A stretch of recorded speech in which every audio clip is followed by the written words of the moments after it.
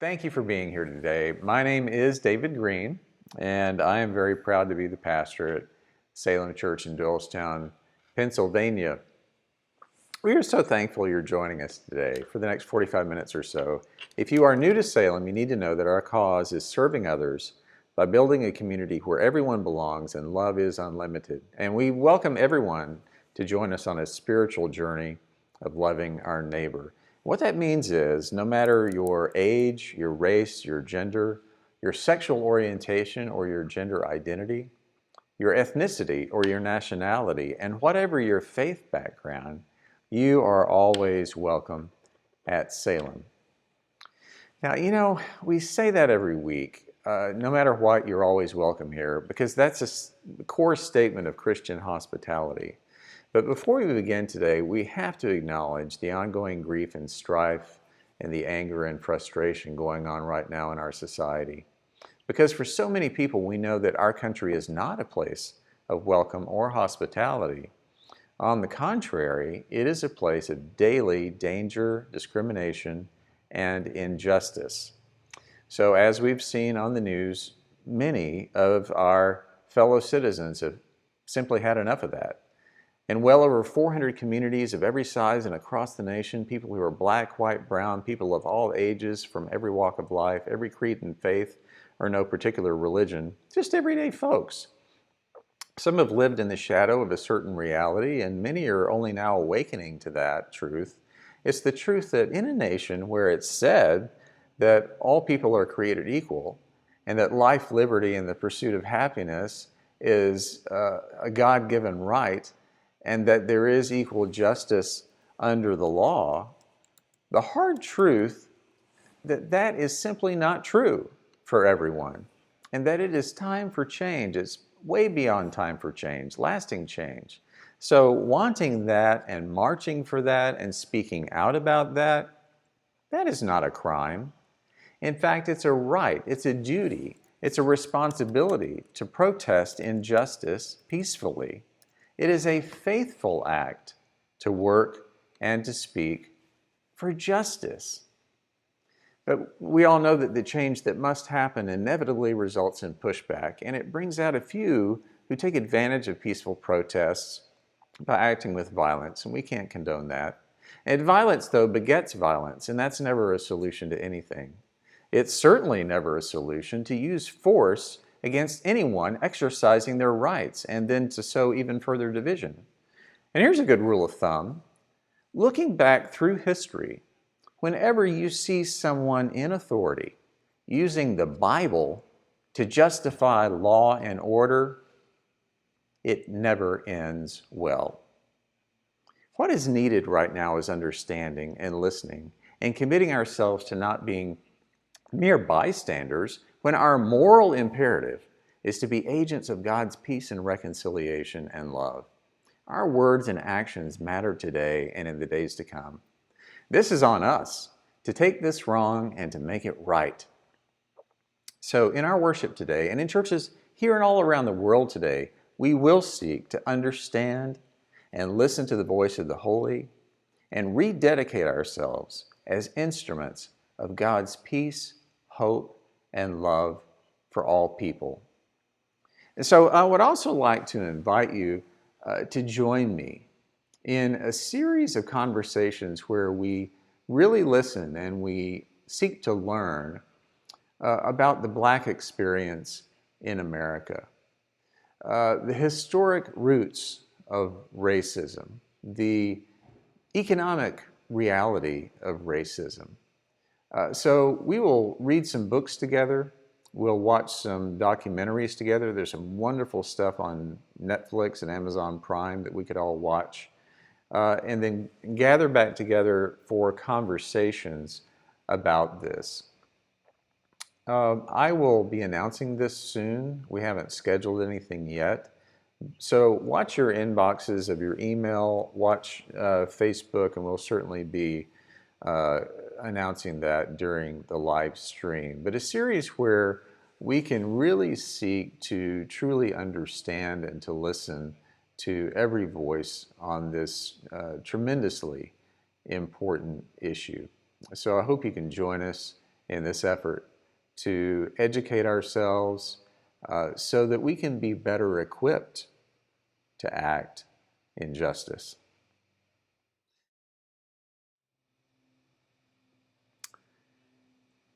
Normal today does not feel normal. Past few months have not been normal.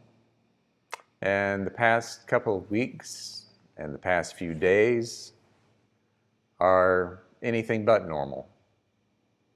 So I don't know about you, but I'm not afraid to admit that I feel a bit lost, overwhelmed, sad, angry, and frustrated, really frustrated by the combination of my own ignorance and my inability to know what I can do to simply be an instrument of peace, understanding, healing, and love. Probably like you, I approach my daily news feed with no small amount of fear and trembling. What could possibly happen next? It's anxiety producing and it's heartbreaking. Now, I certainly see many acts of grace and courage and hear many words of wisdom, but those healing and hopeful moments are also swirled together with an incredible amount of pain and anger and violence and divisiveness. Even if we tried to insulate ourselves in some kind of a bubble of believing that this too shall pass, we know we cannot ignore the social unrest in our country. The Band-Aid has been ripped off to reveal the reality of our widespread and hardwired historic racial injustice and bigotry. But of course, this is something we already know has existed for years and that we have talked about for years and have not done nearly enough to address for years. Even though, over the years, we have witnessed a steady stream of incidents and indignities where Black people have been brutalized, killed, convicted, and imprisoned at far higher rates than white people. Our attitudes about race are so out of whack. We hear people say things like, well, of course, black on black crime accounts for 80% of Black deaths. And what they fail to mention is that white on white crime accounts for 80% of white deaths. So why don't we ever hear that statistic? I'll tell you why. It's because it doesn't fit the false narrative that Black people are statistically more likely to commit crime. Guess what? They are not. They're just far more likely to get arrested, prosecuted, convicted, and thrown in prison. That's all.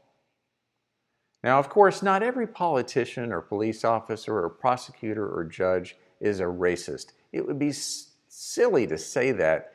There are a lot of really good, morally alert people in roles of responsibility and who work very hard for justice and our safety. But like it or not, we live in a society that is really two separate but very unequal societies. And by and large, those of us who don't have to deal with the daily stuff a Black person endures just for being a Black person, that means we're not in the position of thinking about it very much. So I have to acknowledge that what's normal for me is not normal for all people. I'm like a fish swimming in my own bowl of water, and that's all that I know and see, and I simply don't have a clue what it's like to be a Black person in this country. My ignorance of that experience is colossal. So any desire I may have for things to return to normal might make me feel a whole lot better, but the problem is, the whole point of my life, the reason I was born, and my calling as a person of faith is not for me to feel better. My calling in life is to be a disciple. And I'll talk about that later. I came across a letter this week that was written by Tim Cook. He is the CEO of Apple Computer, and he was writing to Apple employees, an open letter. He wrote, "This is a moment when many people may want nothing more than a return to normalcy or to a status quo that is only comfortable if we avert our gaze from injustice. As difficult as it may be to admit, that desire is itself a sign of privilege. George Floyd's death is shocking and tragic proof that we must aim far higher than a normal future and build one that lives up to the highest ideals of equality and justice. He goes on to write, in the words of Martin Luther King, every society has its protectors of status quo and its fraternities of the indifferent who are notorious for sleeping through revolutions.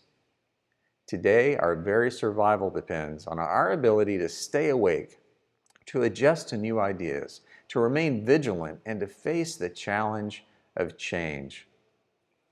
And then Tim Cook closed his letter by saying, with every breath we take, we must commit to being that change and to creating a better, more just world for everyone.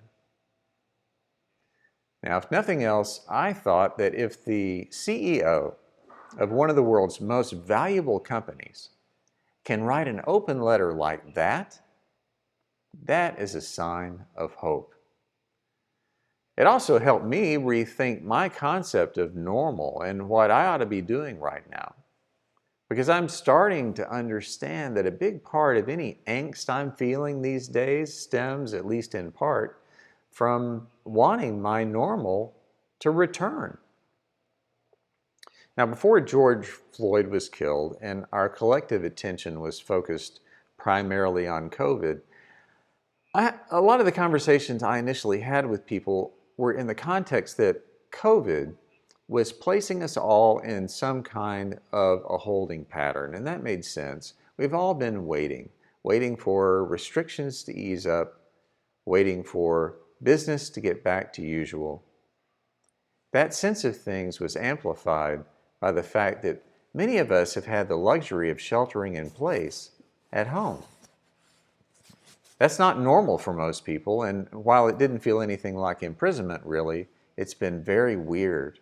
And we've understood that some weirdness, well, it's been necessary to diminish the risk of contracting the virus and the odds of spreading it. Makes sense then to feel like our life has been on hold, except that it hasn't. Yes, plenty has changed, and plenty of people are suffering real economic hardship. Yes, going to the grocery store is a stressful experience. We're not used to that being the case, and we want this to be over. The thing is, the world has kept turning, and a lot of our friends and their neighbors have continued doing their job, sometimes risking their health in the process. Just as a minor example, we never stopped doing this whole church thing at all. We're just doing it differently now. So it's not accurate to say we've been on hold. It's a lot more accurate to say that a lot of things have changed and are continuing to change. One big thing that's changed is kind of a paradox. The experience of being isolated has actually connected people in ways we would have not been otherwise. Or we've reconnected with friends and family members. We've adapted. Many people have had more time to reflect and read and think about who they are and their place in the world. Elle now does yoga, probably about 15 times a week, and takes art classes. And she's helping produce this live stream service, and she's about to start a YouTube channel. I think it's about wisdom from dead people. Would have that all happened otherwise, under normal circumstances? Knowing her, it might have actually. So maybe she's not the best example. But anyway, some have called this time the Great Pause or the Great Reawakening, but I like the Great Reboot because we've been forced in so many ways to stop and think about things we would not have if things had been normal. And we realized that maybe rather than returning to the old normal, it's high time we live into a new normal. And that sounds good to me. I'm willing to give that a shot. Because I hope and pray we all understand that a new normal is really needed right now and into our future. If we want to have a future where we're not satisfied with continuing to perpetuate two societies, where the ridiculous and unjust reality exists of human beings being treated and regarded differently due to the color of their skin. I mean, step back and think about how stupid and how self-defeating it is to say to one child, look at all the wonderful things you have to look forward to in this world in your life. So much opportunity. You have unlimited potential, kid, so go for it. But to the other child, we say, well, it's too bad, but you're going to attend an underfunded school, and a lot of people are going to be suspicious of you throughout your lifetime, and you will be made to feel that you are less than. And if you want to compete with others and succeed, just know that for them, the starting line in the race of life is already halfway to the finish line. But your starting line is way back there in the distance. Good luck, kid. Sounds idiotic, doesn't it? In what rational universe do you say that to two children? But that's exactly what we do and what we've been doing for so many years. So if we can please stop continuing to commit that kind of ridiculous social suicide, if we can stop committing that sin, a new normal is sounding awesome to me. Now, the scripture passage we heard earlier is what we call the Great Commission. Jesus is giving his disciples their marching orders, the last thing he tells them to do ever. Go and make disciples. An important thing to understand about that passage is we usually fail to define what he means by the word disciple. Now, a lot of us assume Jesus means that we are to go out and convert everyone to Christianity. That's a historic understanding of that passage, and it's one interpretation, but I don't believe it's very accurate, really, because a disciple is simply someone who follows the way of Jesus.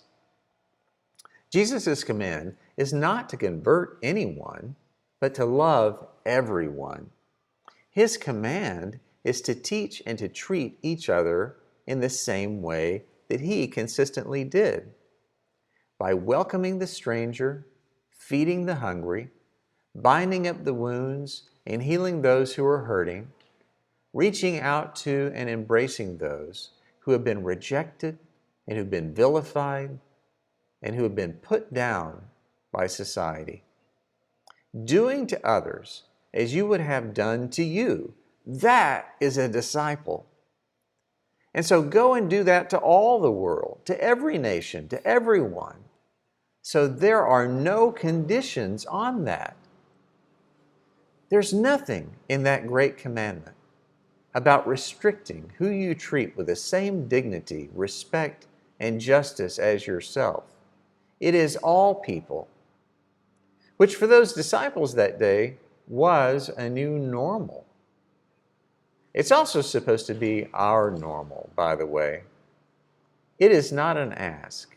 It is a commandment. It's a requirement. If we ever want to live in a world where weeks and days like we've just endured don't even happen, because the reason for it to happen simply does not exist in the first place. In his letter to his employees, Tim Cook quoted Martin Luther King Jr. So I will too.